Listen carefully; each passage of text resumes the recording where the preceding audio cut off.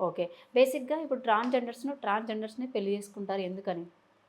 ట్రాన్స్‌జెండర్స్‌ని ఇప్పుడు పెళ్లి ఫర్ చేసి ఎగ్జాంపుల్ మీరున్నారు. మీరు హ్మ్. మీ పెద్దవాళ్ళు లేదంటే ఎవరో సంథింగ్ ఇంగ హ్మ్. అందులోనే మీ వాళ్ళనే పెళ్లి చేసుకుంటారు కదా!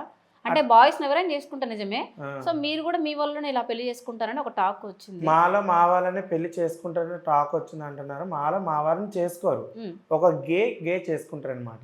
ఓకే. గే అంటే చేసుకు గేస్ అంటే అబ్బాయి ప్యాంట్ షర్ట్ మీదే ఉంటాడు. హ్మ్. కానీ అన్నీ అమ్మాయి ఫీలింగ్స్ ఉంటాయి. ఒక హ్మ్. ట్రాన్స్‌జెండర్ ఫీలింగ్స్ ఉంటాయి. హ్మ్. లిప్‌స్టిక్ పెట్టుకుంటారు, హ్మ్. ఐలైనర్స్ పెట్టుకుంటారు, హ్మ్. లిప్‌స్టిక్స్ పెట్టుకుంటారు. హ్మ్. అన్నీ పెట్టుకుంటారు. హ్మ్. కానీ వాడు అబ్బాయిలాగానే ఉంటాడు. హ్మ్. కానీ అబ్బాయిలాగానే ఉండి మళ్ళీ ఇంకో అబ్బాయిని లవ్ చేస్తాడు. అట్లా ఆ ఓకే. అబ్బాయి కూడా గే. ఆ ఓకే. అబ్బాయి కూడా గేనే. హ్మ్. గే గాయ్స్ కపుల్స్ అన్నమాట. ఓకే. అట్లా. ఇప్పుడు కానీ ఒక ట్రాన్స్ వుమెన్ ట్రాన్స్‌జెండర్ మాత్రం ఉండరు. ఓకే. ట్రాన్స్ వుమెన్‌కి, గేకి అసలు తేడా ఏంటి?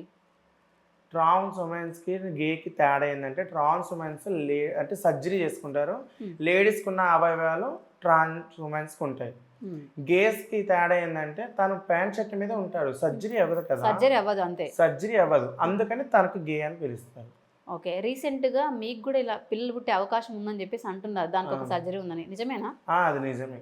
ఓకే. ఒక 3, 4 లాక్స్ మనం మనీ ఉందని ఇది చేస్తే ఖర్చు పెడితే గనక హ్మ్. పిల్లలు పుట్టే అవకాశం మనకు గూడా ఇస్తారు. అంటే ఇలా పిల్లలు పుట్టే అవకాశం గూడా ఉందయితే మీకు కూడా. ఉంది. So, okay.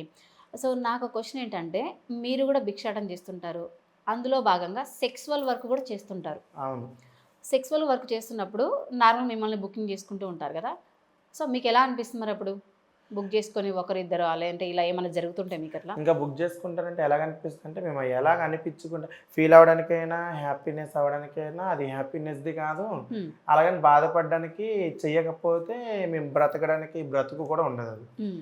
చెయ్యాలి. మా వృత్తి అదే కదా! హ్మ్. ఇంక ట్రాన్స్‌జెండర్స్ అంటేనే ఆళ్ళు సెక్స్ ఫీలింగ్స్ ఉన్నవాళ్ళు ట్రాన్స్‌జెండర్స్ అయితారు. హ్మ్. యాక్చువల్లీ ఒక అబ్బాయి అమ్మాయిలా మారాడు అంటే, అమ్మాయి ఫీలింగ్స్ ఉండబట్టి ఒక అబ్బాయి అమ్మాయిలా మారతాడు. హ్మ్. తను సెక్స్ వర్క్ చేస్తుంది అంటే ఇంకా దాని మీద బతకగల అమ్మాయి మరి దాని మీదే బతకాలి కాబట్టి సెక్స్ వర్క్ కంపల్సరీ చేస్తది. హ్మ్. చేస్తది గానీ ఒక అబ్బాయిని బుక్ చేసుకుంటే వాడిద్దరు ముగ్గురిని తీసుకొనొస్తాడు రూమ్‌కి. హుహు. ఓకే. ఒకవేళ మేము వాడొక్కడని చెప్పి మేము అక్కడికెళ్ళినా మళ్ళీ అక్కడికి ఇద్దరు ముగ్గురు ఉంటారాడ. హుహు. ఇంక ఎళ్ళిన తర్వాత వాడిచ్చేది మేము మాట్లాడేది 5,000 అయితే హ్మ్. అక్కడికెళ్ళిన తర్వాత అదే 5,000కి 3 నంబర్స్ ఉంటారు. సో, మీకెప్పుడైనా అలా ఇబ్బంది కలిగిందా? అంటే అంటే ఇంకా ఒక్కరు బుక్ చేసుకొని 3, ఆ! 4 మెంబర్స్ ఇలా రావడం అట్లా? మేమొక్కరని చెప్పి ఎళ్తాము. అక్కడ 3, 4 నంబర్స్ ఉంటారు. హ్మ్. మేము మాట్లాడిన 5,000కి 3, 4 నంబర్స్ చేస్తామంటారు. హ్మ్. చేయకపోతే ఒకవేళ మేము చెయ్యము, మేము అన్నా సరే ఇంక డోర్ లాక్ చేస్తారు. హ్మ్. వచ్చావు ఓకే. కదా! నువ్వు చెయ్యాలి. హ్మ్.